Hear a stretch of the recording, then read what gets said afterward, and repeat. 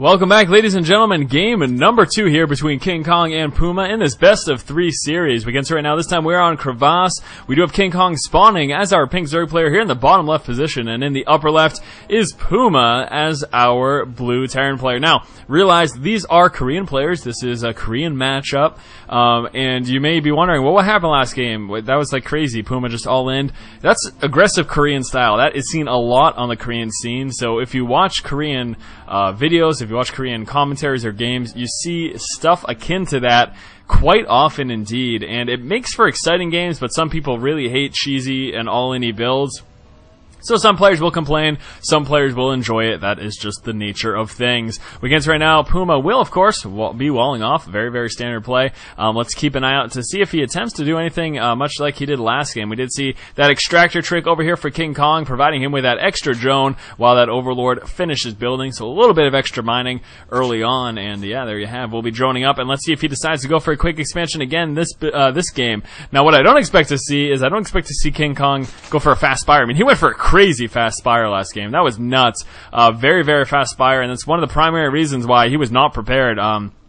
Just wasn't adequately able to defend that push. A quick spire loses to Marine stim timing push all in. That's the way it is. So yeah, KingKong is again going for that quick expansion though. 14 hatch again, much like he did last game, and then we will see, of course, the extractor and the pool coming on through. Back over here for PuMa, saving up a lot of resources, and to do a little bit of a flip around, he is going command center before barracks. So last game, he went crazy all in. This game, he is going econ.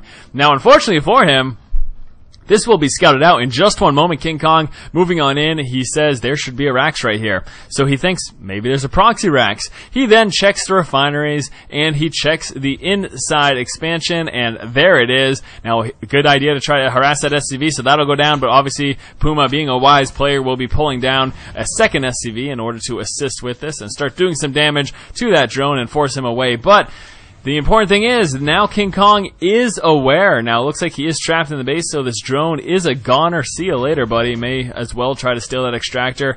Keep it alive a little while longer, but actually, I guess that really doesn't even hurt PuMa, so maybe he won't bother doing that, since PuMa is fast expanding anyways. But now, KingKong's aware, so this is the time. His brain is a-working right now. He's saying, what do I do? Do I go to a third, or do I try to break him early? Those are my two options. That's really, you need to make one of two choices there. So he's got either option. If he lets PuMa mass up on two base timing pushes from Terran players are scary.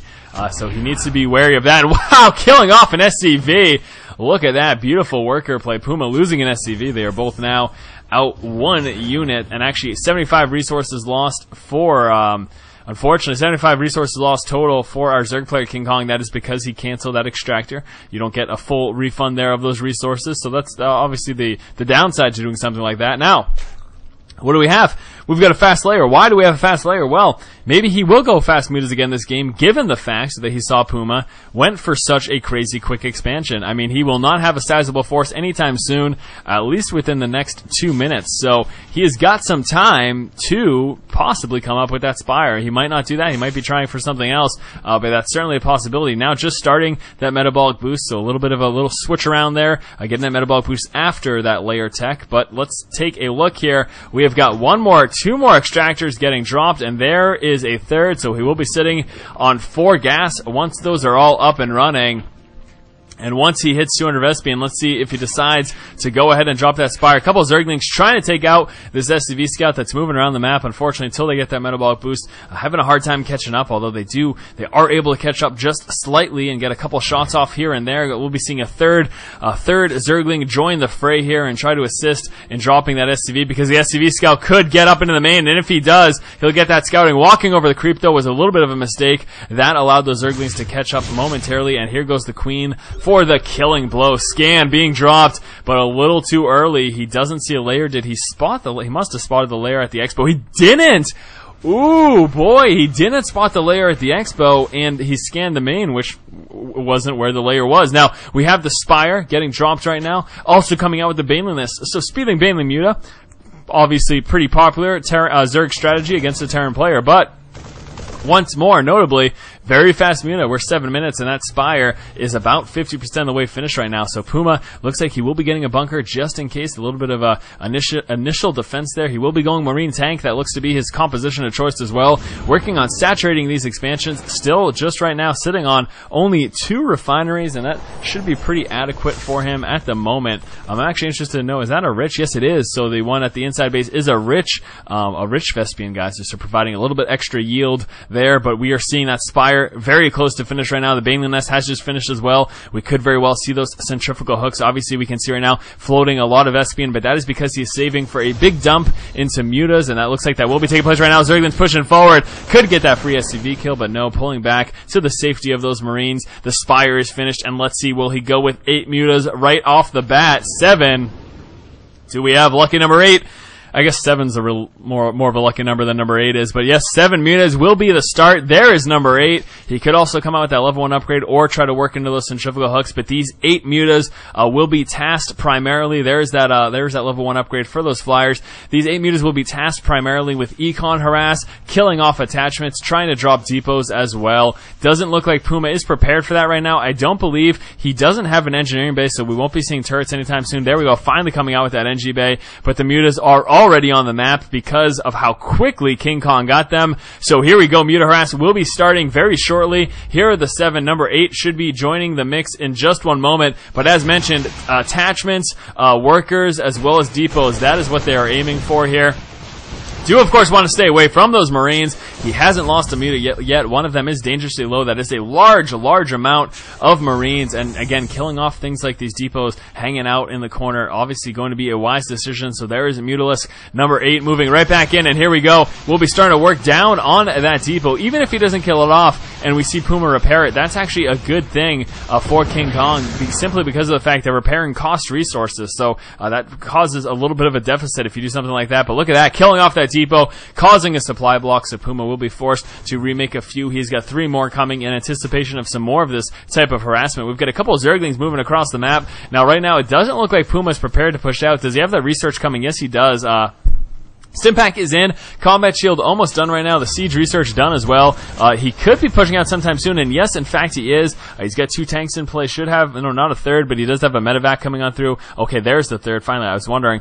So yes, 3 tanks in play. Lots of Marines as well, so he will be moving across the map. Couple Zerglings, and here are those Mutas there as well. Now, should be spawning this. He does have the tower, so he's aware that this push is coming. Needs to stay away with those Mutas. Very close to losing that one, but it's actually okay. Back over here, some Mutas inside of the main base of PuMa. PuMa at the same time pushing across the map. We'll be trying to destroy these destructible rocks at the same time. Here's a counterattack. We might be seeing some sort of a base trade right now. Speedlings inside of the main of PuMa. KingKong going to be going to town here inside of the main base. At the same time, PuMa will be moving into KingKong's natural. Scan getting dropped. Now, we do, of course, need to see some Banelings come into play. We've got 10 Banelings. Where are those getting morphed in? I believe, yes, they are over there. So we'll be seeing some Banelings. And here we go. PuMa's main base getting shredded right now from all of these Speedlings and these Mutas. All of those SCVs getting mopped up, drastically cutting back on his ability to mine right now. And all of the mining did get stopped over here. Looks like that layer will get dropped. The Baneling Nest gets taken out. Spire is next in line right now. Now, we do have a few Banelings over there at 18, 22 more Zerglings and a few more Banelings coming through. Now, unfortunately, though, PuMa looks to be losing these production buildings. We do still have some production going on over here for KingKong. Nice tank line. Those tanks are in siege, though, and here come the Banelings taking advantage. Stim going down, losing a lot of those Marines. The Banelings rolling forward, taking a bit of that siege fire, but the Marine count has been cut almost in half right now. And again, look at these Speedlings and Mutas continue to work on PuMa's main base. Now those tanks will be pushing forward, and the rest of the Marines get dropped, and PuMa calling the GG. PuMa opened up this game going immediately into his expansion and following that up with a few barracks and just working with Marines as early game defense. Now, in scouting this out, what we did see is that KingKong responded by getting a very, very fast layer, and this allowed him to get Mutalisk incredibly fast as well. With 8 Mutas in play, KingKong moved out and tried to do a little bit of harassment from PuMa. Now, PuMa had heavy Marine numbers, but just enough Mutas here for KingKong to pick off a couple of depots and try to work at some of those attachments as well. PuMa then moved out at around 10:30 with his Marine tank push. Now, instead of engaging in the center of the map, what we saw KingKong do is just move out for a counterattack. PuMa managed to stop mining at this expansion and take out the Baneling Nest, but at the exact same time, KingKong was in the main, decimating the resource line for PuMa and working down his production buildings. After killing the lair, PuMa unsieged. This was a huge moment of vulnerability, and spotting that, KingKong rolled forward with some banelings, was able to mop up a lot of those marines, and then follow that up with a Zergling surround and some more banelings to kill the rest of PuMa's marines, and that is what forced the GG. Alright, thank you guys so much for watching. This was game number 2 between PuMa and KingKong. We are tied up right now 1-1, and we'll be moving on to game number 3. If you like the content, as always, please subscribe. Thank you for